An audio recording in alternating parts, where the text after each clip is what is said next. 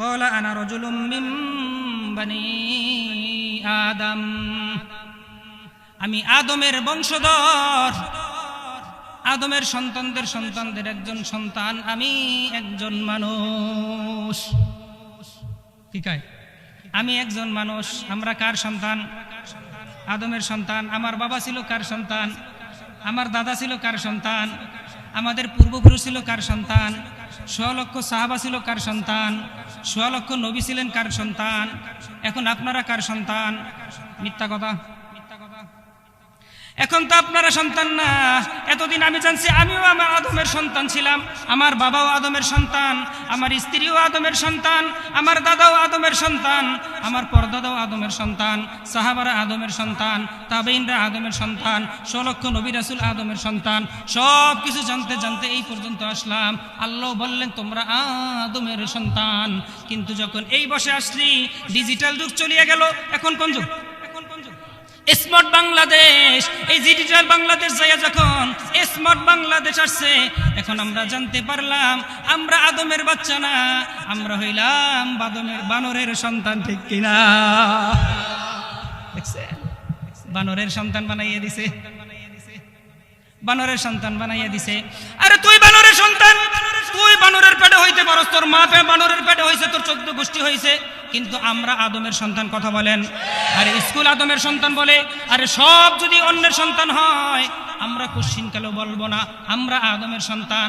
আমার বাবা আদমের বংশধর, আমার দাদা আদমের বংশধর, আমার পরদাদা আদমের বংশধর, নবী রাসূল আদমের বংশধর। যত কোটি কোটি মানুষ আছে সব হইল আদমের বংশধর।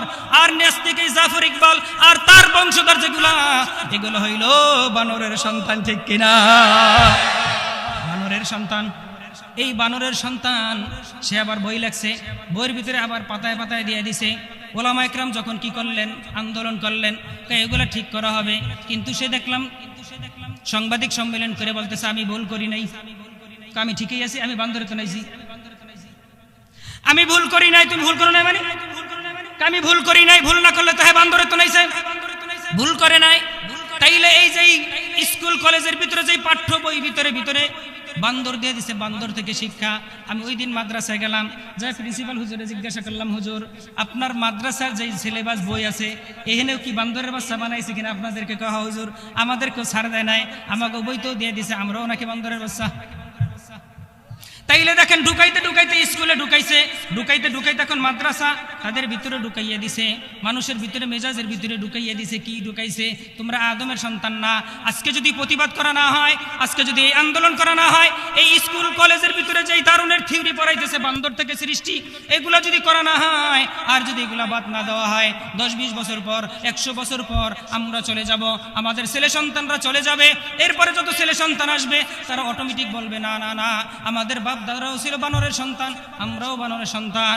পুরা দেশটা জাতিটা নাস্তিক হয়ে যাবে। ঠিক কিনা? তাইলে দেশ নাস্তিক হতে দেওয়া যাবে? দেওয়া যাবে। তাইলে কিসের সন্তান আপনারা? কিসের সন্তান? তাইলে এই বানরের সন্তানগুলা কি করবেন? বানরের সন্তান তো স্কুলে আছে, স্কুলে দিলে তো আস্তে আস্তে আপনার সন্তান আর আব্বা ভুল করছেন। এতদিন ছিল ডিজিটাল বাংলাদেশ, এখন স্মার্ট বাংলাদেশ। বাবা আপনি তো বোঝেন না স্মার্ট বাংলাদেশ কারে কয়। স্মার্ট বাংলাদেশে যদি ঢুকতে পারতেন তাইলেই বুঝতেন আপনি মানুষের সন্তান না, আদমের সন্তান না, আপনিও বানরের সন্তান। নাউজুবিল্লাহ। এই জন্য সরকারকে বলবো, আমার কষ্ট লাগছে। এই গত 2-3 দিন আগেও দেখলাম ছাত্রছাত্রীদেরকে বই দিয়েছে। 3 দিন আগেও কিসের মাপ চাইলেন? যদি মাপ চান তাইলে এই দারুণের থিওরি, এই বানরের বইগুলা কেন দিলেন? এরপরে দেখেন পৃষ্ঠা উড়াইবেন, খালি প্রতিমা আর গির্জা, প্রতিমা আর গির্জা। প্রায় বেশিরভাগ পৃষ্ঠার ভিতরে প্রতিমা আর গির্জা। মসজিদে ঠাড়া পড়ছিল নি আপনার কাছে? মসজিদ দেখেন না, মাদ্রাসা দেখেন না, মক্তব দেখেন না, আলেম ওলামা দেখেন না, ভালো জিনিস আপনি দেখেন না। আপনার বাবার ছবিটা পর্যন্ত দিলেন না, সব প্রতিমার ছবি দিয়ে দিলেন, এত কিছু দিয়ে দিলেন। কারণ কি?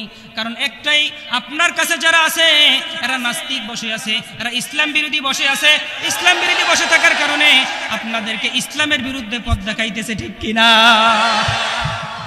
এই জন্য সরকারকে আমি বলবো, আপনি যে জাফর ইকবাল আছে, অন্যান্য নাস্তিক মার্কা যত মন্ত্রী আছে, এই মন্ত্রীদেরকে অপসারণ করেন। না হলে যদি অপসারণ না করেন, এই নাস্তিকদের কারণে আপনাকেও বেইজ্জত হতে হবে দেশে। ঠিক কিনা বলেন? এই নাস্তিকদেরকে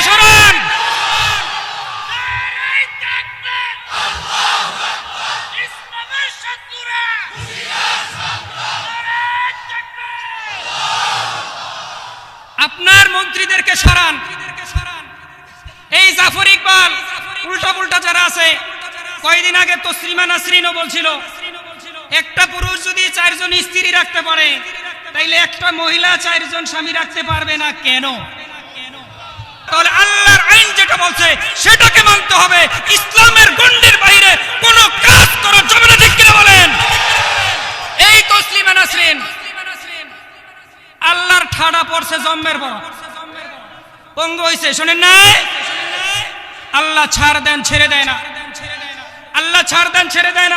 আমাকে ভুল ট্রিটমেন্ট করছে, তোমাকে ভুল ট্রিটমেন্ট করছে, ঠিক আছে, কিন্তু আল্লাহ তোমাকে ভুল ট্রিটমেন্ট করাইয়া তোমার শক্তি থাকা সত্ত্বেও আমার আল্লাহর গজব তোর উপর পড়ছে, আল্লাহ তোকে পঙ্গু বানিয়ে দিতে, ঠিক কিনা বলেন?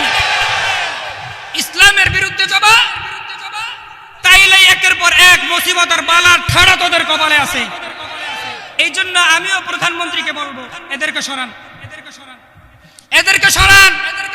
এদেরকে যদি না সরানো হয় আপনার রাষ্ট্রীয় ক্ষমতাকে, আপনার সব কিছু গতিকে তারা নিস্ত নাবুদ করে ধ্বংস করে দিবে, ঠিক কিনা বলেন? এদেরকে সরান। কারণ একটু পরে আপনারও কেউ বান্দরতন, আমরাও তো আইছেন বান্দরতন, বান্দরতন আইছে না?